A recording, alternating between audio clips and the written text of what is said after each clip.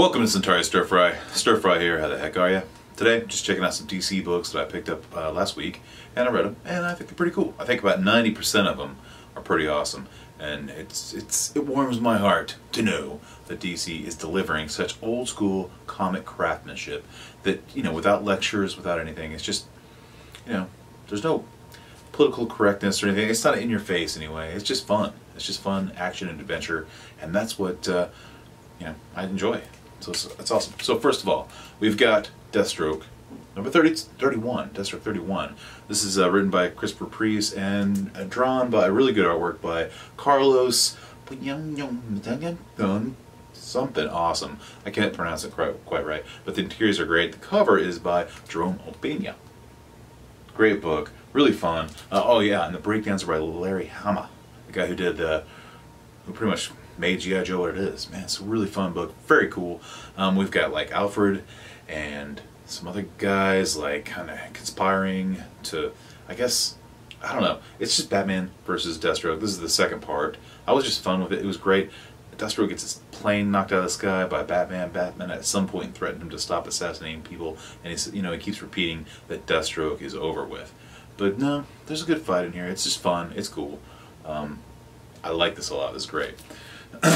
Continuing on with that was this was Deathstroke 32. Awesome cover by I think it's a Mattina cover. Check it out. Definitely my cover of the month, possibly. Second, you know, I think Dazzler. First issue of Dazzler was pretty cool too. But this is great. More action, just more adventure. Really great artwork. There's like this really cool video series going on with Robin in the background, and I believe Deathstroke's son. I think it's even Jericho. Man, I could be wrong. I think, but he's got a cool little design. Kind of looks like an Image character. Man, if anybody knows that, if I'm wrong, I just thought it was Jericho for some reason. I could be wrong. Anyway, excellent book. Very cool. So I'm on board with Deathstroke. I think Christopher Priest is awesome. And like I said, I don't think, or maybe I didn't, but I haven't read it in like 20 issues. I read the first 5 or 6. Man, very cool. Just very, just easygoing, fun. Cool. Cool stuff. Second is Batman 48. Okay. Let's say you're a Batman fan. Let's say you don't like Tom King. Let's say you're a Joker fan. I think you should go ahead and read this thing anyway, because the awesome cover, by the way, really cool concept. Just the first page alone had me hooked. It was very dramatic, very eerie. Joker's basically in a church, pretty much exterminating people one by one. Very intense and very probably mature, I would say. This is like a mature book. If your 10-year-old picks this up, it's probably not a good idea, maybe, or 8-year-old. I don't know, I'm just making a guess. But it's really cool. This is The Best Man, so this is like kind of leading up to the wedding. But I could say that this is a Joker, one-issue Joker story that will probably stand the test of time, and people might be talking about it for a while. Beautiful artwork by Janin? Anyway, so far all DC art's been great. Super impressed with it all. Alright, here's a cool book. This is Batman #1, Prelude to the Wedding, Part 1, Robin versus Ra's al Ghul. That's a freaking mouthful. This is written by Tim Seeley. Actually, this is a great book. Great artwork by, his last name's Walker. But when I was reading, I was like, who did this artwork? I had to turn back and look at it, because a lot of the expressions that Damian had and all the other characters that were in this, very expressive, very cool. Just kind of reminds me of McGuire's artwork from the Justice League, just that kind of style where this guy knows how to draw people mid-conversation. It's not just all gritting teeth and pursed lips and stuff. This guy knows how to draw a conversation, which is really cool. And it actually ends well. I don't want to spoil it for you, but it's like Catwoman, a conversation between Catwoman and Damian, and he just straight up asks her, so, are you planning to have children? He's not screwing around. So if you're a fan of this jerk, Damian, which I am, this is the book to read. I don't think this is a very essential book to the storyline. You probably don't need this, I don't think. Anyway, I could be wrong. Now, second part to this. This is Batman #1, Prelude to the Wedding, Part 2, whatever. Nightwing versus Hush. Another long title. This is written by the same guy, but this issue stinks. Ty Evan.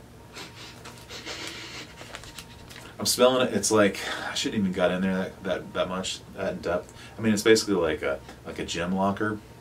It's very bad. Like the first one's really good, this one's really bad in my opinion. This is basically Nightwing, Superman, Batman. They're going to a bachelor party, basically a bachelor party. They go to this restaurant. They're all in their costumes. They can go on incognito. Nightwing and Hush get thrown in some weird portal. Nightwing makes it out. Maybe it was Nightwing. Maybe it was Hush. I don't know. But the real stinker at the end is when you find out that Superman is the best man. Come on, man. Dick Grayson we're talking about here. It's Batman and Robin. Why the hell would Superman be the best man? So right after I wrote it, I threw it down in disgust. Disappointment. How one issue could be cool, one issue could, you know, just break my heart. Break my heart. You broke my heart. This is The Man of Steel #2 by Michael Bendis. Really cool. Just like maybe you've heard, and I concur, that Bendis can write Superman. This cover is freaking awful. It's god-awful. I don't like this cover. It stinks.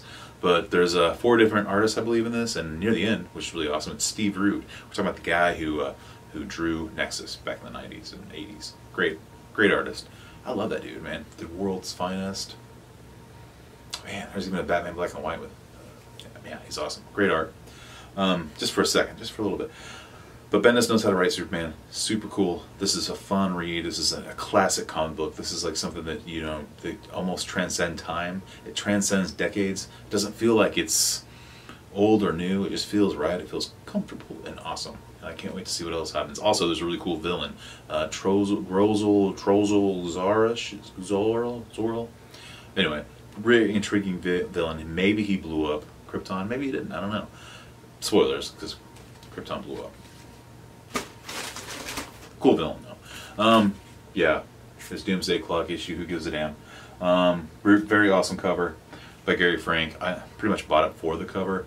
I don't even know what issue number this is, and I could care less. It's like the only thing that redeeming quality that it has that I find is the Mime and the Marionette characters are awesome. So that's it. This is a cool, hang this thing up. This is an awesome cover. Hang it up. I won't even bother reading it. I mean, maybe if like a homeless person gave you a trade when it's all collected in exchange for a sandwich, I would do it. I would be like, here's a sandwich. Alright, last one is, sorry guys. Here's Justice League issue #1. Scott Snyder and, Jim Chang, I think, right? Covers by, variant covers by Jim Lee. Okay, so here you go. Snyder off his metal run.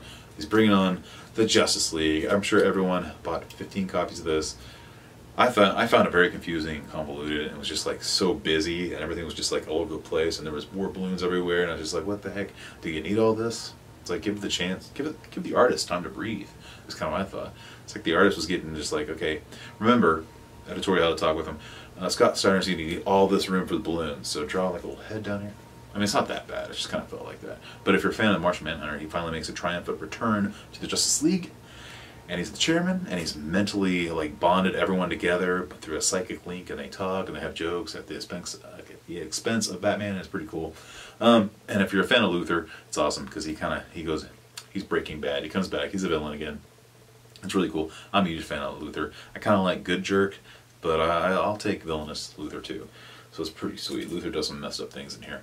But the best thing about it is you're getting the team from the Justice League of America cartoon, the Tim Tim, whatever his name is.